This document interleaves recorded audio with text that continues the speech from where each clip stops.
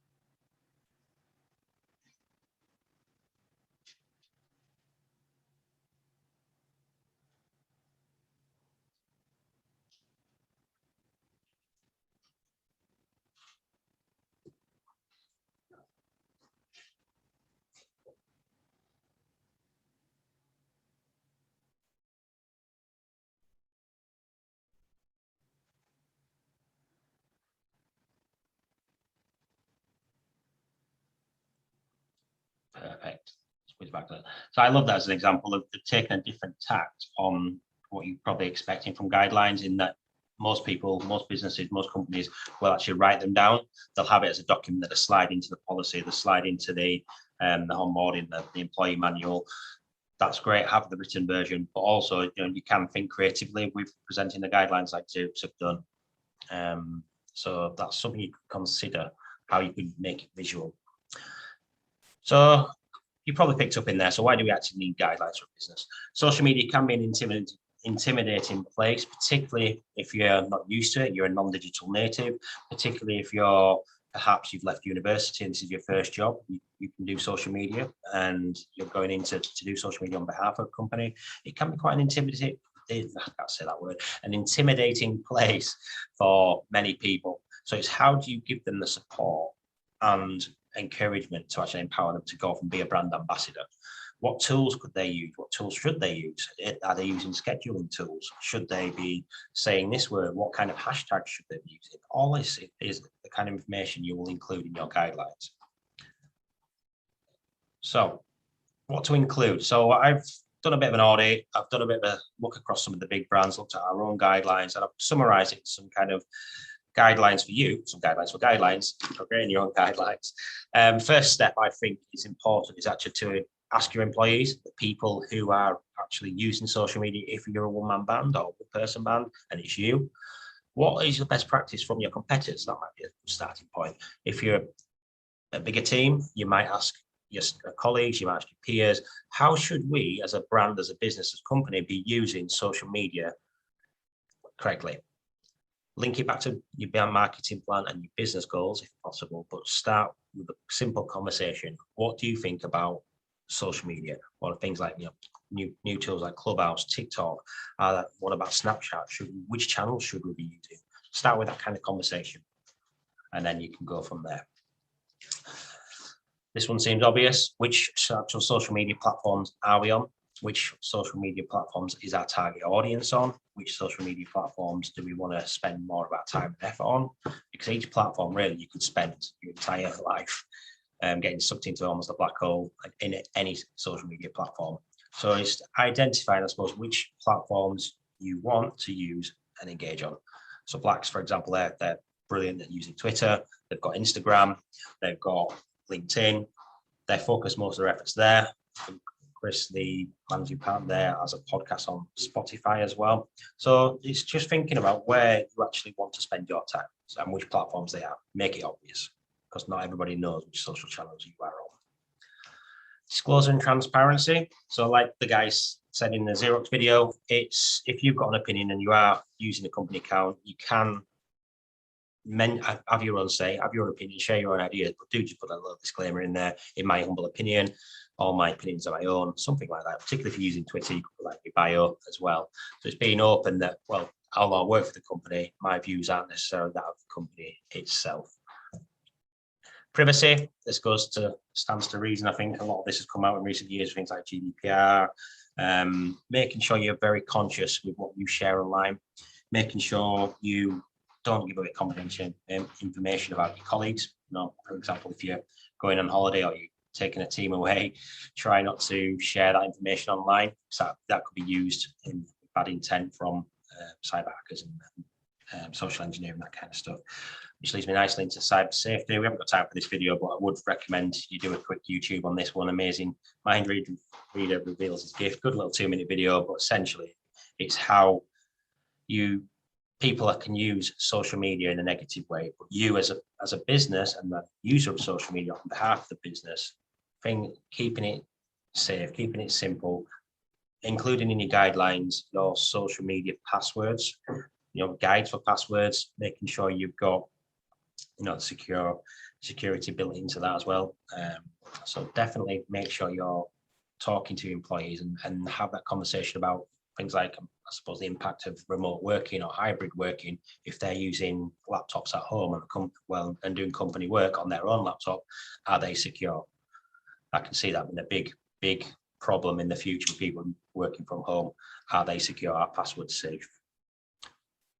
This one, there's a picture of me on the screen on a morning, and in the guidelines, I would definitely recommend you put what do you do with harassment. It's not just necessarily people harassing you.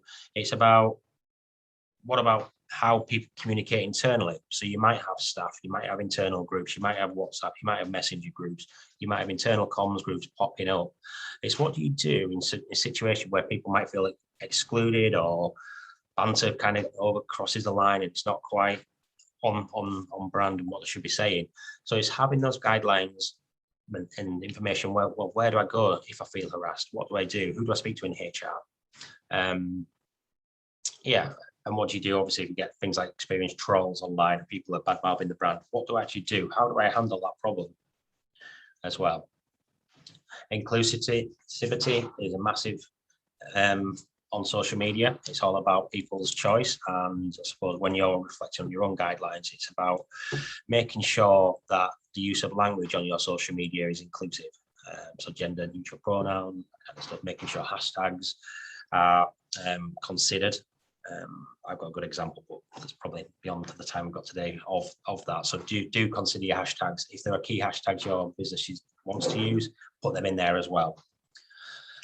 And obviously, Ewan's going to go into more depth on the legal side of it, but any legal considerations you might have, so protection of IP, so intellectual property, if you don't know what it is. So it's making sure that you're looking after the company's interest, great, but you're also not, one of the things I come across a lot, can I just steal an image from Pinterest and share on our social? No, because that's going to be copyright infringement.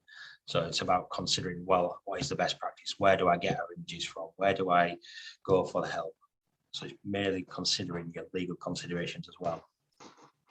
Some quick do's and don'ts. Just looking at the time. So yeah, do consider how social media is used for your business. Do consider the guidelines. But from my perspective, this shouldn't be a tool to kind of punish or to scare people, but it should be used as a means to give that your staff, yourself, your employees confidence to actually go and represent the company, to go and use social media. If it's a lead generation purpose, go and give them the confidence to go in the groups and represent the brand, to share the images, to have the conversations. If it's a HR function, giving them the tools to be able to have a conversation with the team, sharing files and sharing conversation without overstepping boundaries. Social media isn't going away, and social media is a great tool for marketing when done correctly. I think social media guidelines give the employees that chance to actually to do it well. So you're setting them up for success as opposed to failure. Yeah, there. So obviously, and then you need to, any contact information, particularly if you've got a bigger team, making sure you've got who do I go to for help?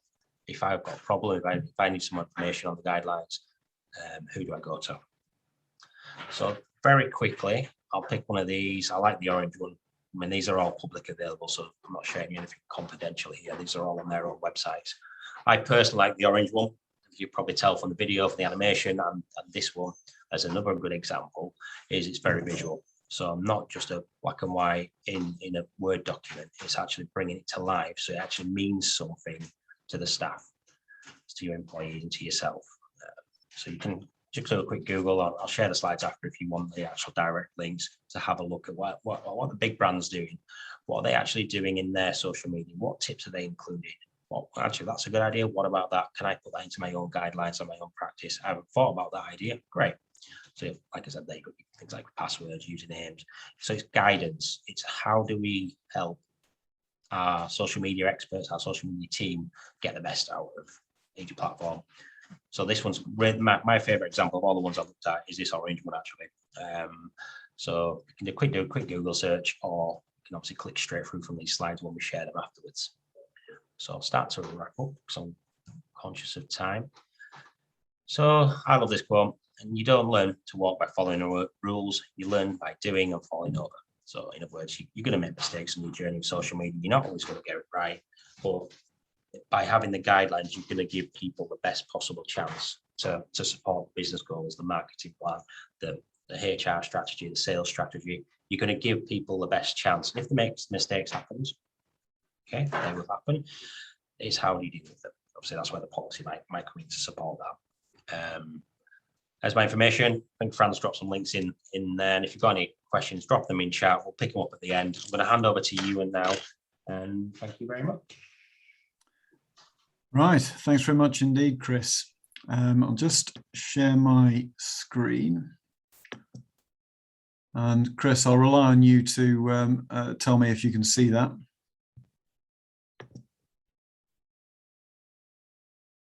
So that's a big thumbs up there.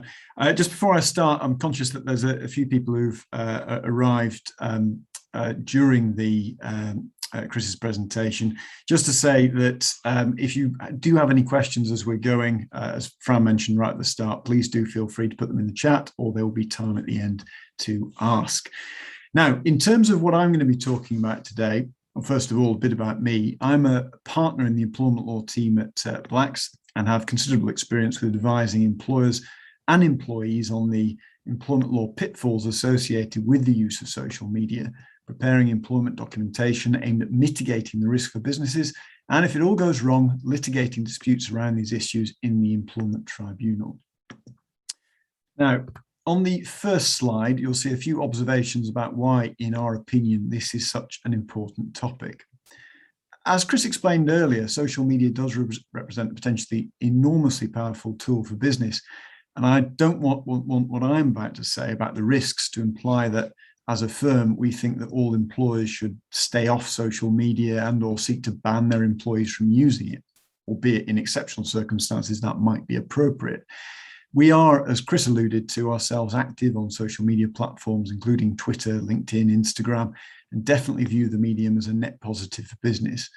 However, it nevertheless remains vitally important for employees to properly understand the risks and what they can do to protect themselves. Now, to a degree, it surprises me a little that over 17 years since the launch of Facebook, many employees still don't appear to grasp the fact that posts you make on social media can have direct consequences for your employment. But time and time again, cases come up which demonstrate this is still the position. To pick a recent and very well-known example, many of you will probably have seen in the news over the summer, a Twitter account belonging to an Andrew Bone was one of several which posted obscene racist abuse aimed at England players following the final of the Euros. Twitter users discovered that Mr. Bone was an employee of estate agent Savills and promptly put pressure on Savills about what it proposed to do about Mr. Bone. As a result, not only was Mr. Bone arrested on suspicion of the criminal offence, but he was first suspended by Savills pending an investigation and then sacked in September. I haven't seen a reason given for the dismissal, but I would hazard a guess that it relates to bringing his employer's name into disrepute. Now, that is perhaps an extreme example, but it is illustrative of the reputational damage that can be done to an employer via the actions of an employee on social media, even though no reasonable person would suggest that those actions were connected to his employment by Savills in any way.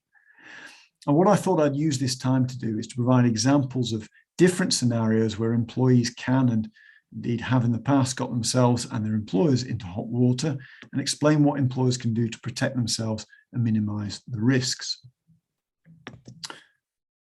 So the first and most obvious way that employees can shoot themselves in the foot on social media is, as with the Savills case, by causing their employer reputational damage.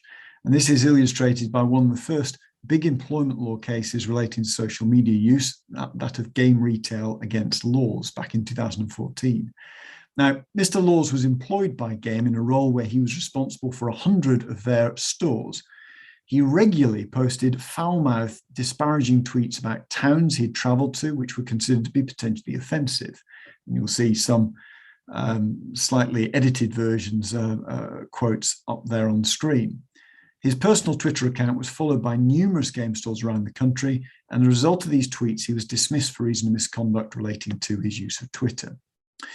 He lodged a claim at the Employment Tribunal for unfair dismissal, and the employment judge at the first hearing ruled in his favour and said that the dismissal was not within the range of reasonable responses available to employers. However, Game successfully appealed the judgment to the Employment Appeal Tribunal, which held that the dismissal was in fact fair, and commented that the employment judge had not taken into account the fact that Mr. Laws had not put any restrictions on his privacy settings, and Game were understandably worried that his tweets might be seen by other stores and even by customers. The appeal tribunal did acknowledge Mr. Law's right to freedom of expression under Article 10 of the European Convention on Human Rights, but said that this had to be balanced against the reputational risk faced by Game as his employer. It also said, interestingly, that it was enough for Game to have reasonably reached the conclusion that the tweets may have potentially been offensive, and no evidence of actual offence being caused was required. Now, whilst in Game against Laws, the decision favoured the employer protecting its reputation over the employee's right to freedom of expression, the tribunal did emphasise that these cases are fact-sensitive. Therefore, it's not surprising that in the case of Smith against Trafford Housing Trust, the decision effectively went completely the other way. In this case, Mr. Smith, a manager at the trust, posted comments on Facebook about the legalisation of gay marriage, asserting that it was, quote, an equality too far. And this led to an exchange of posts about the subject with his colleagues. A disciplinary process was commenced, which led to Mr. Smith being found guilty of gross misconduct for breaching the trust code of conduct, and demoted, which led to his claim that his contract had been breached. His claim was successful, and the court made some helpful observations as to why. It found that the obligation not to promote religious and political views imposed by the Code of Conduct did not extend to Mr. Smith's personal Facebook wall, and that even though Mr. Smith's Facebook page identified him as a manager employed by the trust, it was clear from the other personal information on his Facebook profile page that he was not making those comments on behalf of the trust. Second, the court didn't find that Mr. Smith had breached any obligation not to bring the trust into disrepute. It said that his posts were a, quote, moderate expression of his particular views on his personal Facebook wall at a weekend outside of working hours, which could not reasonably lead any reader to think the worst of the trust for having employed him as a manager. And finally, the court held that Mr. Smith had not failed to treat his colleagues with dignity and respect, and said that frank discussion of views may cause upset or offence, but this is a necessary price to be paid for freedom of expression. Now, the next case, I'm mindful of time, I'll canter through this, is an example of a principle that I would hope would be obvious to most employees by now. If your employer prohibits, for example, bullying your colleagues, this will apply to bullying conducted through social media in exactly the same way as it would apply to bullying in person. So the claimant in this case worked for Together Housing Association from 1987 until his dismissal in 2015, and a complaint was made about him bullying and making derogatory comments about colleagues on Twitter. An example of such a tweet was, "This place is full of absolute bellends who ain't got any balls," and more were in similar vein. He was suspended, an investigation was initiated, he apologised, tried to excuse his behaviour by saying he thought the tweets were private, and referred to his almost 30 years of service in effort to secure a sympathetic outcome, but this didn't wash, who dismissed him for gross misconduct, and his claim for unfair dismissal was rejected, who thought the dismissal was entirely within the range of reasonable responses. Now, in theory, it is possible for an employee to destroy the employer's trust and confidence in him or her through activity on social media.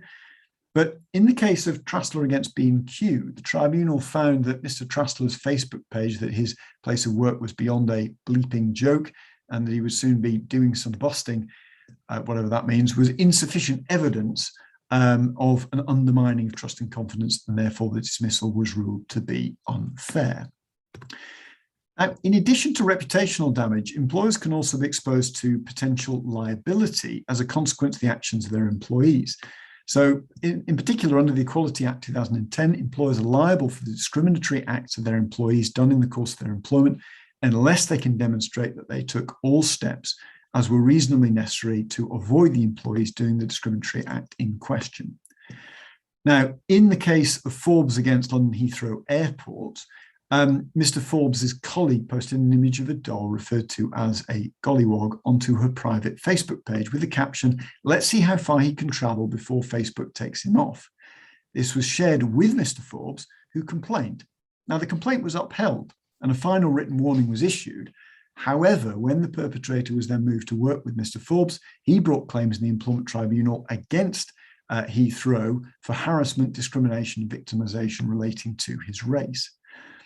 The judgment with which the Employment Appeal Tribunal concurred said that on the facts of this case, the acts had not been committed in the course of employment, and that the employer had taken all reasonable steps to prevent the discriminatory act, and accordingly it was not vicariously liable for those actions. But Carphone Warehouse, on the other hand, was not so fortunate in the case brought by Mr. Otomewo. Now, this was a case, as you'll see from the screen, where somebody hacked into his Facebook account and posted, as if from him, "I'm gay and proud." Now, he wasn't gay. This caused him significant embarrassment. And when he subsequently brought claims for a number of different issues arising from the termination of his employment, the Employment Tribunal found that this comment had been made to violate his dignity, creating an intimidating, hostile, degrading, offensive, or humiliating workplace, and it was unlawful harassment. And furthermore, because the act was done during working hours, whilst at work, involved dealings with staff at manager, it was done in the course of employment, and Carphone Warehouse was therefore vicariously liable. Now, that was a canter through a selection of some of the relevant cases. What can employers rather learn from about how to deal with social media incidents involving employees? For me, one of the big takeaways is don't overreact. Conduct a thorough investigation and effectively do what you would do in any setting that didn't involve social media. Follow best practice as per the ACAS guidance. Of course, it is preferable to take proactive steps to ensure that social media incidents don't occur in the first place. And to that end, there are a few obvious steps which all employers whose employees use social media, which is to say most employers, should take. First, you include within your staff handbook a robust social media policy setting out rules and expectations for the use of social media. Second, don't just prepare the policy and leave it rotting in a room or on the intranet. Ensure that it is actually read by your workforce and actively train your staff on what it says. If you don't do this, the value of the policy will be significantly more limited. And third, please keep the policy updated and apply it consistently. It will undermine its effectiveness if you turn a blind eye to it being breached by some people, but not by others. So, I beg your pardon. As Chris alluded to, in terms of the things that you should include in a social media policy, just a few basic tips. It should make it explicit, as I've alluded to earlier, that conduct that would be prohibited by other policies are still forbidden when done on social media. So this should apply to bullying and harassment, discrimination, and of course, breach of confidentiality and breach of data protection, etc., etc. It should make it clear, or the policy should stipulate that whether personal use of social media at work is actually allowed at all. And if so, set parameters of this to avoid abuse and, frankly, people wasting time on social media when they should be doing other work. It should also make clear what type of social media is prohibited. And if employees are required to use social media on behalf of the business, the policy should set out the ground rules for this. And this will link in with the guidelines that Chris has talked about earlier. And to protect the business, the policy should stipulate that employees' social media profiles should make it clear that they're speaking on their own behalf and not on behalf of their employer. And finally, if it's intended that there should be any monitoring of staff, use of IT systems to access social media, this should be stated. And similarly, if due diligence is carried out on social media in respect of candidates during recruitment, which I know some employers do, this should be stated. And one final point, it should be made unambiguously clear that breach of this policy may result in disciplinary action up to and including dismissal. Now, hopefully that provides you with some helpful tips as to how social media can cause problems in the workplace and what basic steps employers can take to protect themselves. We've got a bit of time now available to deal with any questions you may have, so please do send this through to us. Chris, Fran, have any come in on the chat whilst I've been talking that you want to pick up on at all? No, not yet. But if anyone has got any questions for both Chris and Ewan, pop them down in the chat, or if you're brave enough, speak with your mic. I think I've written down one sentence to summarize the whole webinar, or hopefully this kind of protect your business, speak to Ewan, empower your staff, speak to me. There we go. Well, no, thank you for that. Yeah, I was trying not to laugh at some of the comments that you were people going to trouble for, and I think I put in the chat there that some people really need to keep their mouth shut and keep it in the head. Yeah, it does astonish me. I mean, I was speaking to my wife, who's a teacher, about I suppose about the education process for young people at the moment, given the fact that so many going through school these days, social media is just a part and parcel of their everyday existence, and they perhaps don't fully appreciate that what they put in social media, even if deleted pretty promptly, can potentially be there indefinitely and can be referred to later when they're going for jobs or whatever else. So it is risky. Yeah, I think remember I did read some research. Your digital footprint is there for life, and I think it was, you may correct me if I'm wrong, there was a case in America where a child was put on as you know, the good old image of a child as a baby, and then they'd sued their parents when they came of age. And if you came across this was, I think, are you talking about Nirvana's Nevermind's floating baby in the swimming pool? Yes, I think, yeah. Yes, yes, it's an interesting one. That, I mean, it's a slight tangent, but in a sense, he's kind of benefited from that to a degree, but he probably not unreasonably points out that in a sense, it's kind of taken over his life, and it's such an iconic image on the album that, you know, he's arguably never really had any sort of financial recompense for. I think we've got a question from Gabriella. Any advice on works groups chats, WhatsApp groups, etc.? I don't know if that's one that you've got any thoughts on, Chris? Yeah, I suppose you'll have the legal side of it. I think that as a tool for communication, I mean, we're a good example of this. We use Messenger. We've got our own subgroups. I think the key thing that you mentioned was being open and transparent and making sure everybody's aware the expectations around how to use WhatsApp, how to use Messenger. I mean, we even use WhatsApp with some of our clients to communicate and send messages as well. So I think that as a tool, we're great. I think, but going back to what you said, being very clear and transparent on how you should use them, setting those expectations clear, getting the buy-in from the team, and then when we, I suppose, with our team, when we had that onboarding period and we went through the documents, we made it clear, great, talk, communicate, but please do include people, so you're not excluding others from the conversation. Yeah, I'd be interested to know your stance.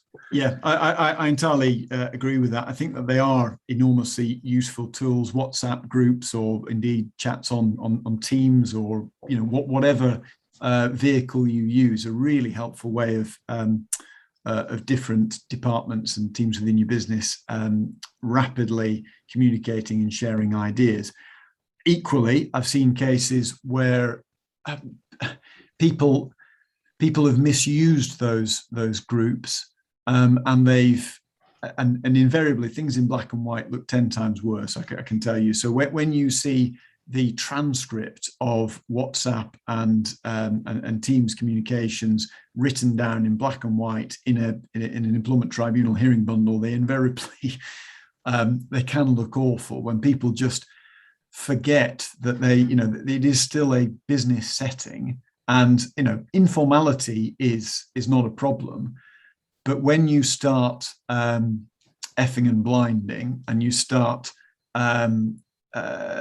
disparaging, indeed defaming in some cases, managers and other colleagues, or indeed putting in language which is inherently discriminatory, which I've seen, or as a recent case I've seen, planning to set up in competition with your employer, which did not go down well at all. So, as Chris rightly says, it's just making it explicit to employees that this is a tool that they should be using, but they should be using it for the purposes of your business, and they shouldn't lose sight of that, and it should be used in a professional manner. So there's a question there, which I think is for me really, about where do companies stand on using screenshots of social media as disciplinary evidence. That depends to a degree on the circumstances in which the social media has come to the employer's attention. And the reason I say that is because if it is a case of the employer without having told the employees and put it in their privacy notice, data protection policy, whatever it may be, that there is active monitoring of people's social media, and it's come through that, then that puts them in a slightly stickier position than if, let's say, a classic example, that there is a complaint made by a colleague or by indeed a client or a member of the public, which references this particular post. Then, as far as I'm concerned, at that point, it's in the public domain. There is no problem with using it whatsoever. I mean, I go back to the Savills and Mr. Bone case. At the point at which Twitter users were saying, Savills, what do you propose to do about this tweet? That there's no problem with using it. So it depends a little bit on circumstances. Most of the time, I don't see a big problem with it, but it's invariably one to take advice on. Yeah, good point. Thank you. I have nothing to add to that. That's a good answer. Any final questions before we close out, guys? Thank you, Nicola, and thank you, Gabriella, for your questions. Oh, there we go. Just learn more about the laws around monitoring social media accounts. Can employers monitor personal accounts after disclaimers are made clear, etc.? I think that's one for you, Ewan. Yes. Well, I say yes guardedly, because we're now going into an area of well, what is the justification for that? When it comes to the data protection obligations on the employer to only process and store personal data where there is a legitimate justification for that, it seems to me that you'd have to give a lot of thought to why does the employer need to monitor employees' personal social media accounts. And again, I'm not saying that there may not be specific companies or industries where actually that is quite important. But it seems to me that if you're saying in your social media policy, here are rules connected with your personal use of social media, and you are not going to say that your views represent our views. You're not going to do anything which brings us into disrepute, etc., etc. I think that's really, in most cases, as far as you need to go. It does seem to me to be getting quite Big Brother to say, not only is that going to be the rule, but we're actually going to use our time to monitor your personal social media use to check that you're actually doing that. So I think it would be a rare case where that was necessary. Yeah. Thank you. Brilliant. I think we'll call that a draw, and hopefully that's helped everybody in the room. And obviously this webinar will be made available, so you can obviously rewatch and come back in and relearn the bits you've missed. I think a couple of people managed to tune in a little bit later, so it will be made available. Thank you very much.